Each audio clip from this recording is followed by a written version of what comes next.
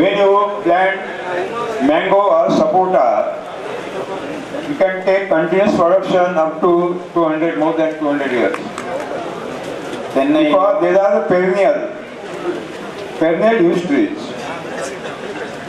தென்னையோ மா அல்லது சப்போட்டாவை நீங்கள் நடவு செய்துவிட்டால் தொடர்ச்சியாக 200 வருடங்கள் வரை நீங்கள் சம்பாதித்து கொண்டே இருக்கலாம். அது தொடர்ச்சியாக 200 வருடங்கள் வரை நீங்கள் மகசூல் எடுத்துக்கொண்டே இருக்கலாம். West Coast tall is the best variety, tall variety, and it is totally suited in Indian environment, specifically coastal environment. மேற்கு கடற்கரையில் இருக்கும் உயர தென்னை ரகமானது நமக்கு ஏற்ற இந்த மாதிரிக்கு ஏற்ற ஒரு ரகமாகும். But in internal part of India, you see there are so many variations in the plant of the coconut, because according to environment of those places, they have modified internally, and new generation, new varieties are appeared naturally, and they can go very well in that specific region. கடற்கரை ஓரங்களை தவிர்த்து இந்திய நாட்டிற்கு உள்ளே பல்வேறு ரகங்கள் தென்னை ரகங்கள் உள்ளன. அந்தந்த இடத்தில் இதற்கு ஏற்ற சூழ்நிலைக்கு ஏற்றவாறு புதிய புதிய ரகங்கள் பல உருவாகிவிட்டன. எனவே நீங்கள் உங்கள் இடங்களுக்கு எந்த ரகங்கள் ஏற்றவையோ அதையே நடவு செய்யுங்கள். In Karnataka, I have seen in Jugobed natural farming near about 380 nuts in coconut, on one coconut. That means 300 to 400 nuts we can take in farming on one coconut. கர்நாடகாவில் நான் ஒரு தோட்டத்தில் தென்னை மரம் ஒன்று பார்த்தேன். 380 காய்கள் உள்ளன. இதனால் என்ன தெரிந்து கொள்ள வேண்டும் என்றால் 300 to 400 காய்கள் வரை காய்க்க கூடியதாகும் இயற்கை வேளாண்மையில். How to selection of the seed of the coconut I have described yesterday, and the early coconut also. எப்படி தென்னையை தேர்வு செய்வது என்பதை நாம் பார்த்தோம். Don't purchase T&D and D&T hybrid varieties of the coconut. நெட்டை குட்டை நெட்டை என்ற வீரிய ஒட்டு ரக தென்னையை நீங்கள் வாங்கி வைக்காதீர்கள். There is no quality to the cobra and the oil. இதனிலும் இருந்து வரும் தேங்காயானது தரம் இல்லாதவை. There are so many dog varieties also, Nicobar, Singapore, just like very small variety, 35 years old, duration is 35 years. They are continuously giving the fruits, nuts, and any small child can cut down the nut, because from the surface also it is having the nuts. Nicobar போன்ற குட்டை ரக தென்னைகளும் இருக்கின்றன. 35 வருடங்கள் வரை இதற்கு ஆயுள் காலமாகும். குட்டையாகவே வளர்வதால் குழந்தைகள் கூட போய் இதில் இருக்கும் தேங்காயை பறித்துவிட முடியும். Don't purchase of the varieties which are developed by the agricultural universities, because விவசாய கல்லூரிகளால் உருவாக்கப்பட்ட எந்த விதமான தென்னை ரகத்தையும் வாங்கியே விடாதீர்கள். Konkan Agricultural University has developed one variety, Sumangala, and then afterward so many farmers have planted that variety, and after 9-10 years they have uprooted, because they found that it is not a Sumangala, it is a Kumangala. Konkan வேளாண்மை கல்லூரி ஒரு ரகத்தை உருவாக்கியது, தென்னை ரகத்தை. அதன் பெயர் சூமங்கலாவாகும். விவசாயிகள் அனைவரும் இதை நடவு செய்தனர். ஆனால் 19 வருடங்களுக்கு பிறகு இதை வெட்டிவிட்டனர். அதனால்தான் நான் இதை கூறுவேன் கூமங்கலா என்று. Every agroclimatic zone there are specific varieties of the local arecanut. பாக்கும் அந்த தட்பவெட்ப சூழ்நிலைக்கு ஏற்றவாறு பாக்கு மரத்திலும் பல்வேறு ரகங்கள் உள்ளன. These varieties are adjusting themselves with the climatic changes. அங்கு நிலவும் பருவநிலைக்கு ஏற்றவாறு இவை தன்னை வேறுபடுத்திக் கொள்ளும். So it is better to utilize those varieties which are developed in your climatic zone, agroclimatic zone. எனவே உங்கள் இடங்களில் எந்த பருவ நிலை இருக்கின்றதோ அதற்கு ஏற்ற ரகங்களை தேர்ந்தெடுத்து நீங்கள் நடவு செய்ய வேண்டும். The leaves of the areca nut do not want full sunlight, they want dancing shadow. பாக்கிற்கும் நிழல் மற்றும் வெளிச்சம் மாறி மாறி தேவைப்படுகின்றது, முழு வெளிச்சம் தேவையில்லை. In full sunlight, the leaves of the areca nut becomes in yellowish. முழு வெளிச்சம் பட்டுவிட்டால் பாக்கு மரத்தின் இலைகள் மஞ்சளாக மாறிவிடும். 9 by 9 feet distance is the better distance, I think, that in between two areca nut plants. வரிசைக்கு வரிசை 9 செடிக்கு செடி 9மாக நீங்கள் பாக்கு மரத்தை நடவு செய்ய வேண்டும். And on the areca nut, you can raise the black pepper. பாக்குடன் நீங்கள் கருமிளகையும் சேர்த்து நடவு செய்யலாம். And banana, what variety you will select, that will be selected by you. You have to select the name of the varieties and how it will be suited in your area. You have to add. வாழையையும் உங்கள் இடத்தில் என்ன தட்பவெப்பம் நிலவுகின்றதோ அங்கு எந்த ரகம் நன்றாக வளர்ந்து மகசூல் கொடுக்கின்றதோ அந்த ரகத்தை தேர்ந்தெடுத்துக் கொள்ளுங்கள். We can raise the black pepper on the coconut also. தென்னையின் மேலும் கருமிளகின் கொடியை நாம் ஏற்றலாம். In zero budget natural farming, there is no competition between two areca nut or black pepper or coconut and black pepper. They are supporting to each other. செலவில்லா இந்த இயற்கை வேளாண்மையில் பாக்கு மரத்தில் நீங்கள் கருமிளகை ஏற்றினாலும் தென்னையில் கருமிளகை ஏற்றினாலும் இவை இரண்டுக்கும் இடையே போட்டியே கிடையாது. Glycidia is the mother of vanilla. There is a great correlation between the root zone of the vanilla and Glycidia. Glycidia வெண்ணிலா கொடிக்கு தாய் போன்று செயல்படுகின்றது. இவை இரண்டினுடைய வேர்களுக்கு இடையே ஒத்து வாழும் தன்மை உள்ளது. Glycidia is a very vigorously growing plant, and when you cut down the branches, again the new branches are appeared and they start very vigorously to grow. Glycidia மிக வேகமாக வளரக்கூடிய ஒரு செடியாகும். நீங்கள் இதை வெட்டி மூடாக்காக பயன்படுத்தினாலும் உடனடியாக இது வளர்ந்துவிடும். Glycidia branches and leaves are having 3.6% nitrogen. That means nitrogen saturated mulching material will get. இந்த கிளிசிடியாவின் இலையில் 3.6% நைட்ரஜன் உள்ளது. எனவே இது மூடாக்கிற்கு சிறந்ததாகும். On the Glycidia you can raise black pepper also. கிளிசிடியாவிலும் நீங்கள் கருமிளகு கொடியினை ஏற்றலாம். Or you can raise the betel vine also. பாக்கினையும் ஏற்றலாம் கிளிசிடியாவின் மீது. And I think that வெற்றிலை what is betel vine? வெற்றிலை Tambulam. Yeah, வெற்றிலை. Okay. Betel nut. Okay. We have arranged here. The coconut is a Maharuksha, that means big tree. Under coconut, the areca nut, medium tree. Under coconut, coffee, cocoa, and banana. Under that, the chili, turmeric, ginger, and under the creeper. On the both side of the trenches, creeper. We arrange biodiversity very well. நாம் இந்த மாதிரியில் உயர்ந்த தென்னை மரத்தை பார்த்தோம், அதன் அடியில் பாக்கு மரத்தை பார்த்தோம், அதன் அடியில் வாழையையும் பார்த்தோம், அதன் அடியில் பல செடிகளை பார்த்தோம், மிளகாய் போன்ற செடிகளையும் பார்த்தோம். அதற்கு அடியில் கொடி வகை பீன்ஸ் மற்றும் தட்டைப்பயிரையும் பார்த்தோம். இவ்வாறாக நாம் 5 அடுக்கு மாதிரியை எப்படி இயற்கையில் உள்ளதோ அதே போல அமைத்துள்ளோம்.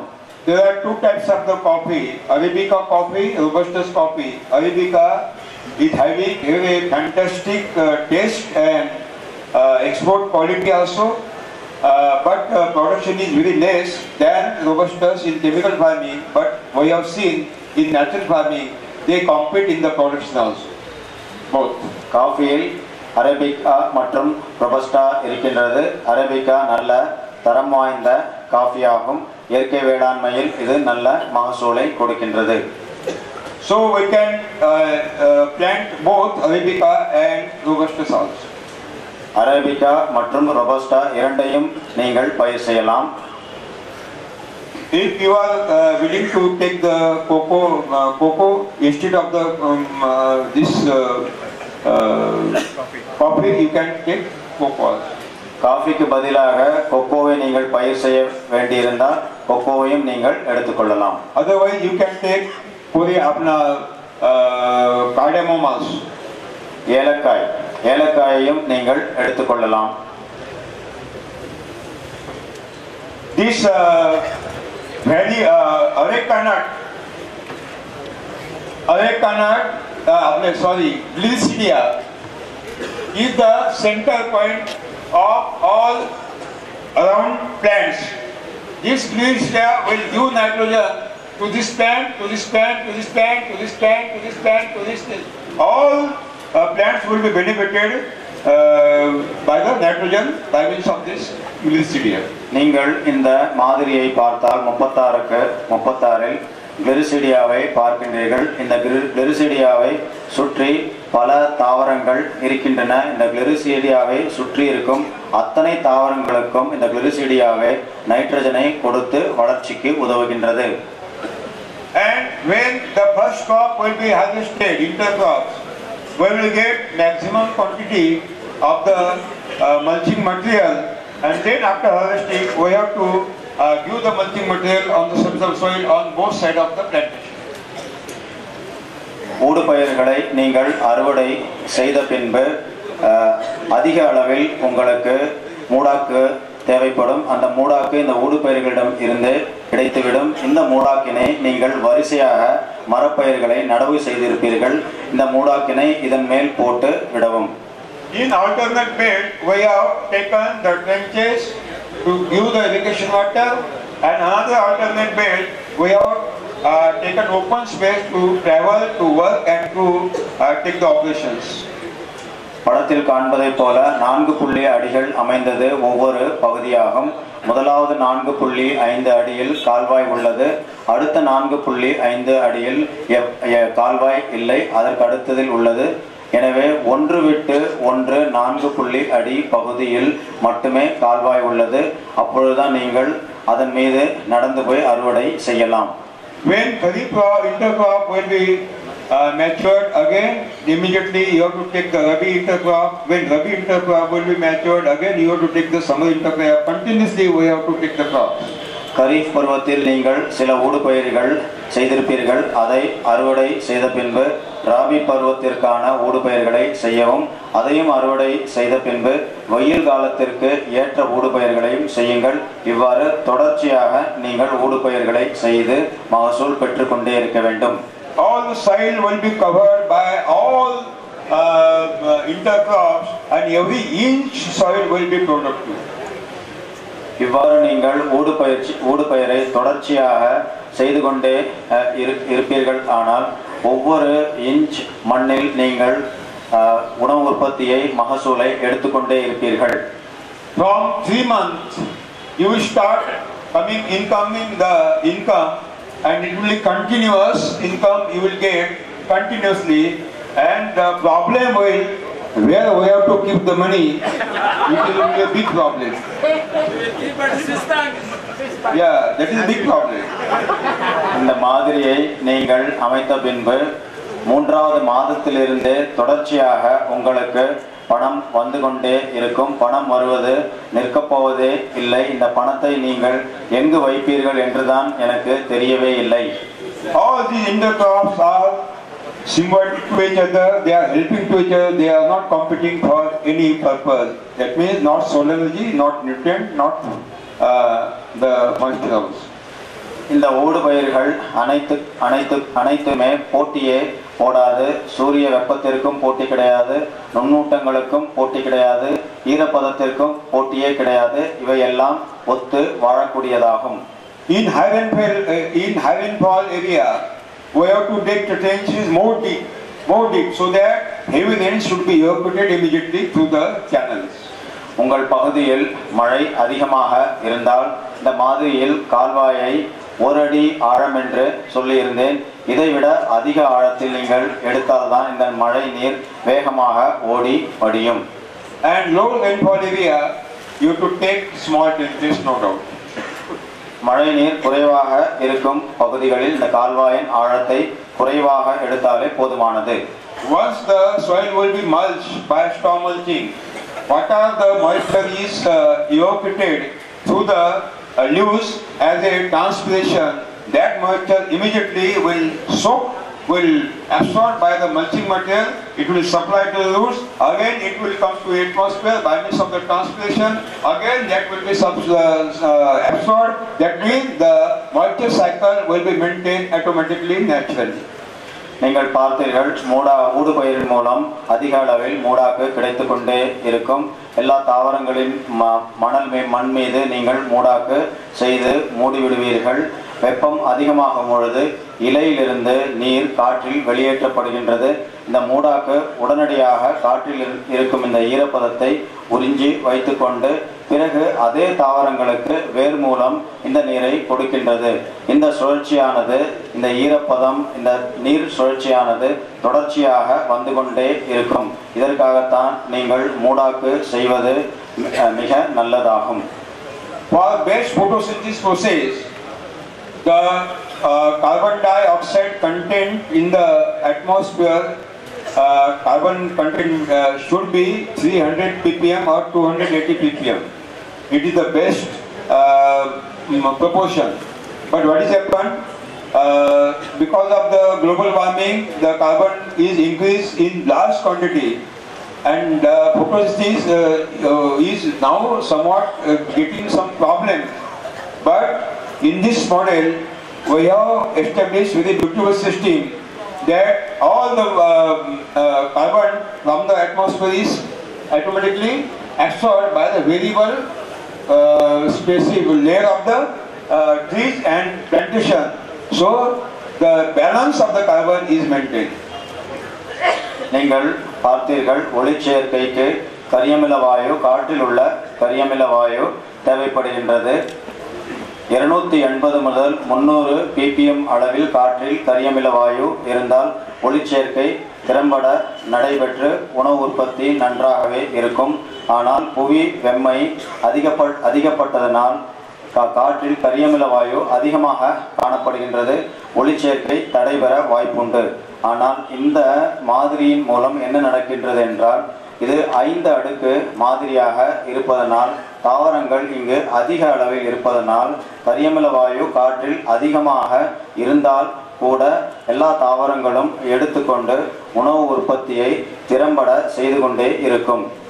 Cultivate the soil very well, then rotate the residues of the previous crop, and before last cultivation spread out 400 kg Ghanajivamrutam, mix it in the soil, and when there will be rainfall, the new germinated seedlings of the weeds will be controlled by again one harrowing or cultivation.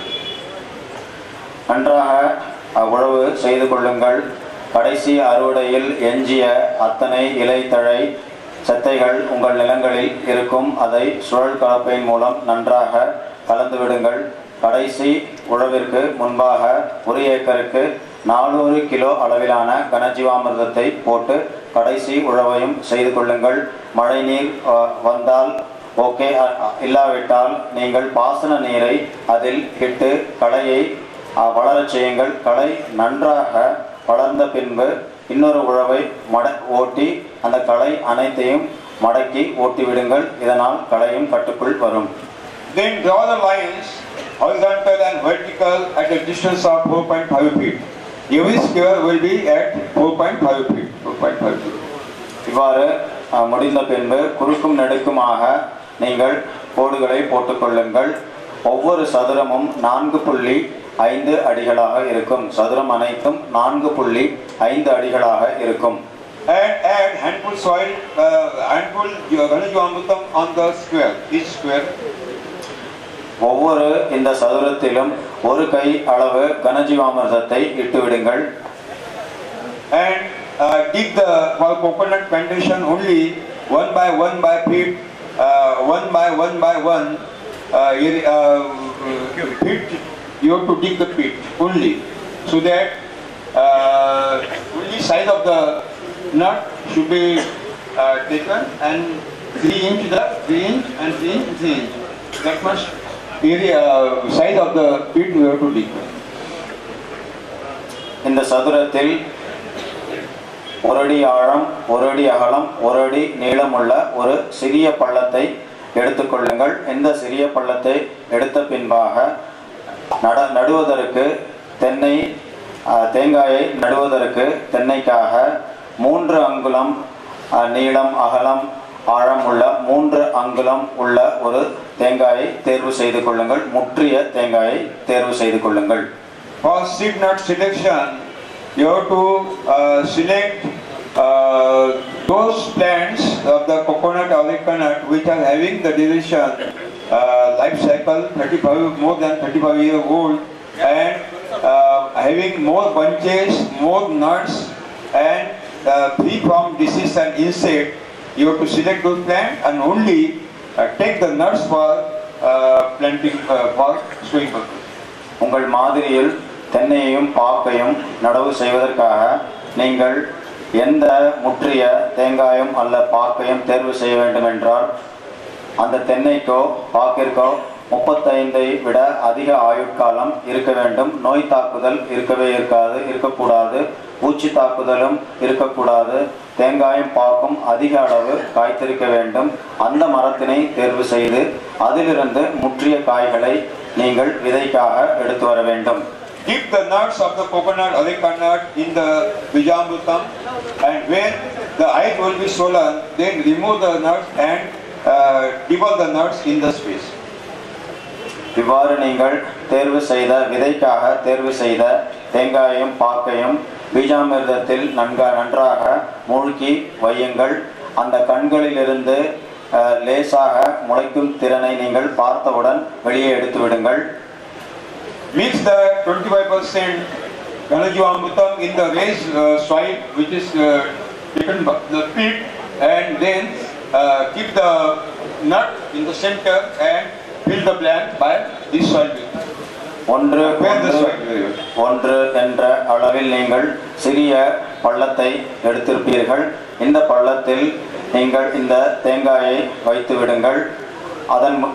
அதற்கு முன்னதாக 25% எவ்வளவு மணலை நீங்கள் வெளியே எடுத்தீர்களோ அதில் 25% கனஜீவாமிர்தத்தை நன்றாக கலந்து தேங்காயை உள்ளே வைத்த பின்பு அதனை சுற்றி இட்டுவிட்டு உங்கள் விரல்களால் லேசாக அமுக்கி விடுங்கள்.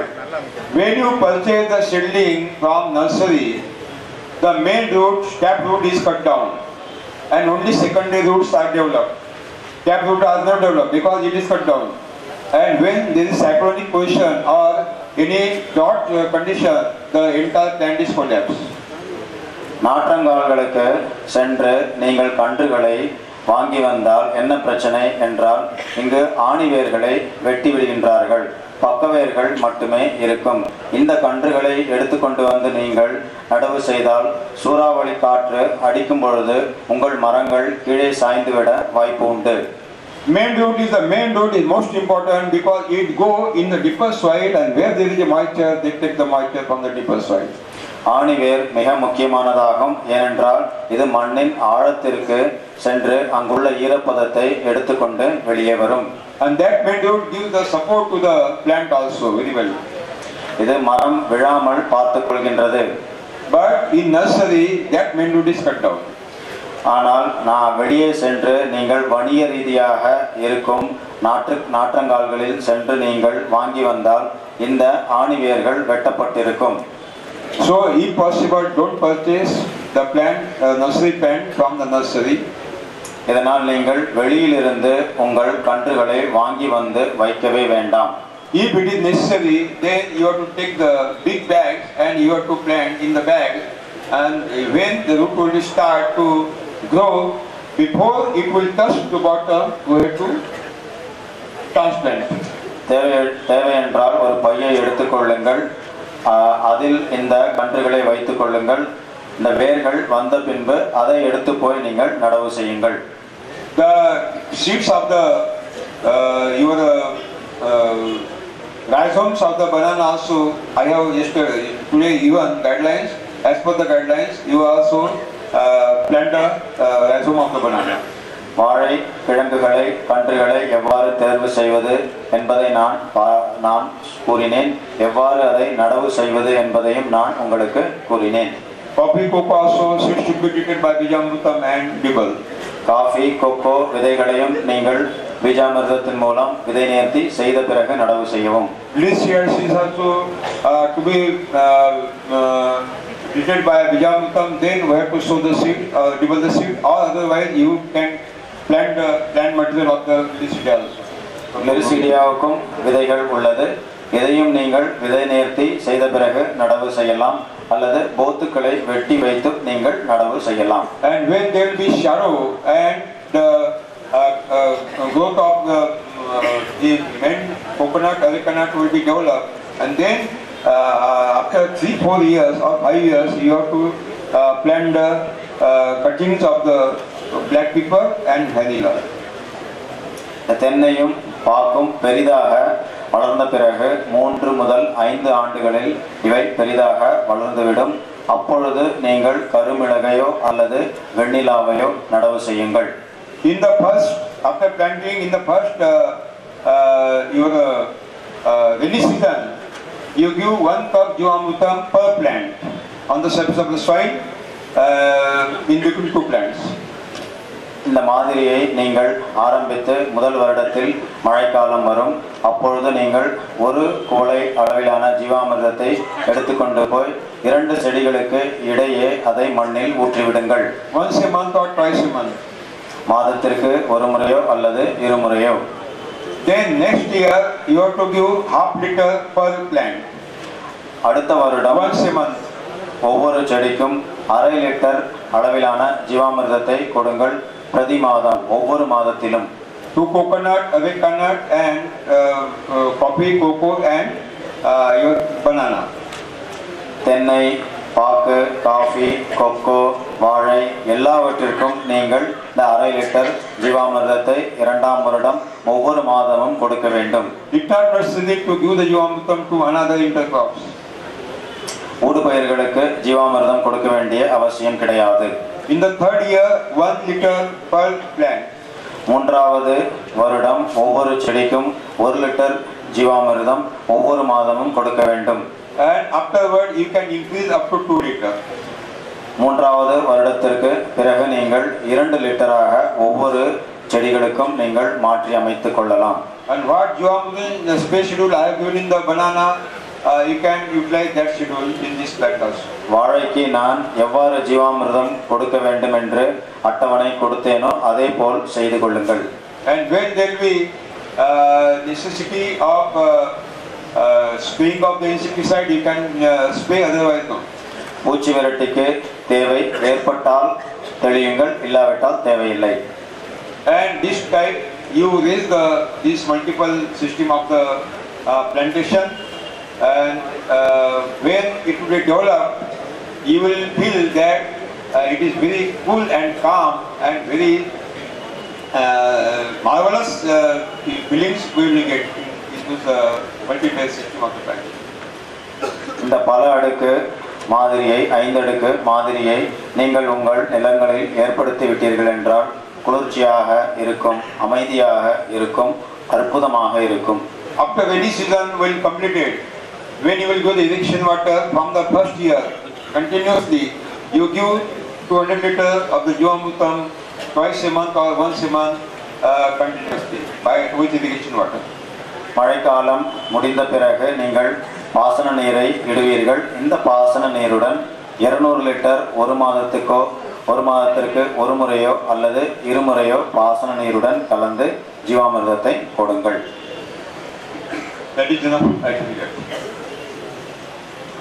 முடிந்துவிட்டது. இவ்வளவுதான் இந்த மாதிரியை. If you want to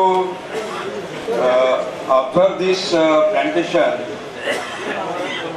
I will give the phone numbers and details of the student farmers. You want to visit? In my book, it is given. In my books, all the model farmers are given. No doubt. இந்த மாதிரியை பற்றி நீங்கள் மேலும் தெரிந்து கொள்ள வேண்டும் என்றால் எங்கெங்கு உள்ளது என்ற முகவரியை நான் புத்தகத்தில் கொடுத்துள்ளேன்.